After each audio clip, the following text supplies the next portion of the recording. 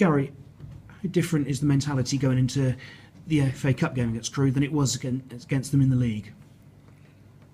I don't think there should be any difference of mentality, really. The only difference is if you get beat in this game, there's no comeback. You're out.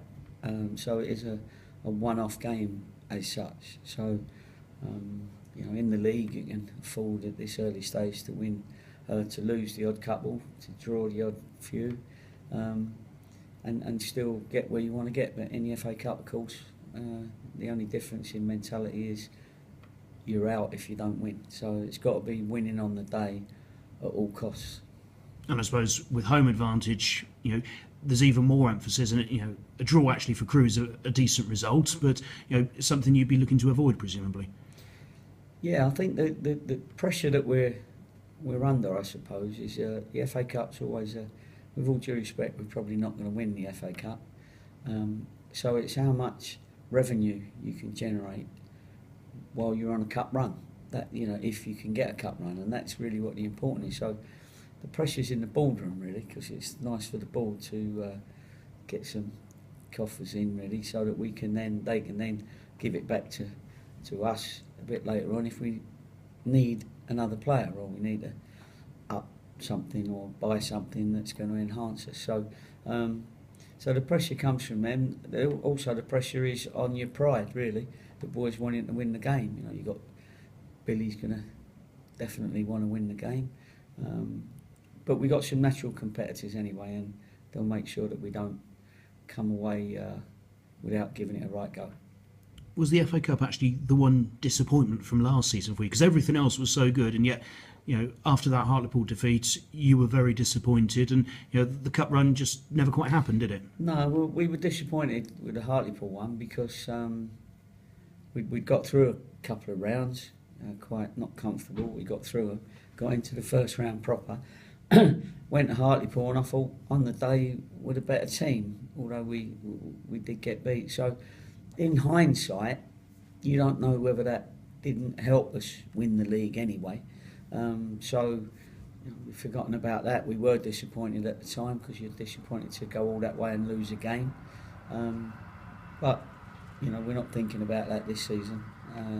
We just got to think about this Crewe game now and look forward.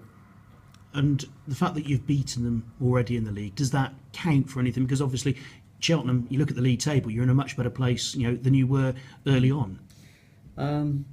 Yeah, I think it's maybe it gives them the thought of, look, they've beat us once, let's make sure it doesn't happen again. I don't think it means anything as far as, Cheltenham have beaten Crewe, so they're obviously going to beat them again.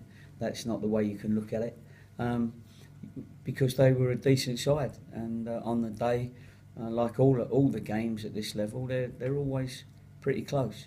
And if you play well, you can win. If you don't play well, you can definitely lose. And Crewe have shown from that game that they've improved. We just got to make sure that we keep our form up. The boys have now got a little bit of a 7 games undefeated is a proper run. How many games is a run? 3, 4 maybe, but when it becomes 7, then obviously that becomes a good run that you want to keep and make sure that the run goes further. And how have you noticed the players' mentality change in that, and sort of they've become sort of more hardened to the level, if you like? I think the confidence has come back to us. We're certainly keeping a lot more possession than we were early part of the season, as far as a percentage of successful passes are concerned. We're still getting our fair share of shots and corners and attacking play, free kicks.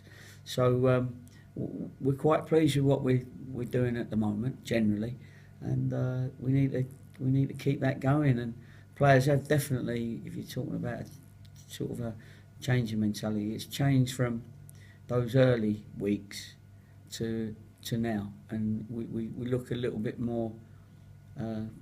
We've got more continuity about our play. As you squad this week, any injury worries, or is it sort of pretty much the same group that you're going with again? No, it's pretty much the same group that we're going with. Kobe Arthur and Alex Cooper, They both trained the last 2 or 3 days, so they're fit. But I don't think they'll be fit enough yet to muscle into one of the places on the bench. And I suppose actually the way the form's been going, they've got a lot of work to do to actually break into the squad. Yeah, of haven't they? course, and that's really what you want, isn't it? You want people sitting on the bench champing at the bit to get in the team, but can't because the team's doing well. That puts good pressure on the boys that are in the team, but also when they are all fit, touch wood, hopefully it'll be soon, and when we get a couple of other lads back as well, there'll be competition for the bench, and nobody wants to not be involved in a weekend, so that gives you even more competition.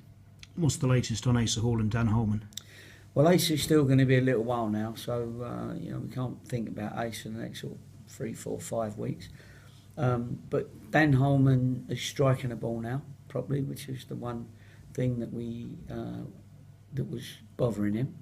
And also we're just going to check now that he can, because he's been running on a treadmill at 70% at the moment, his body weight, and we're going to put that up to 100% his body weight from now on.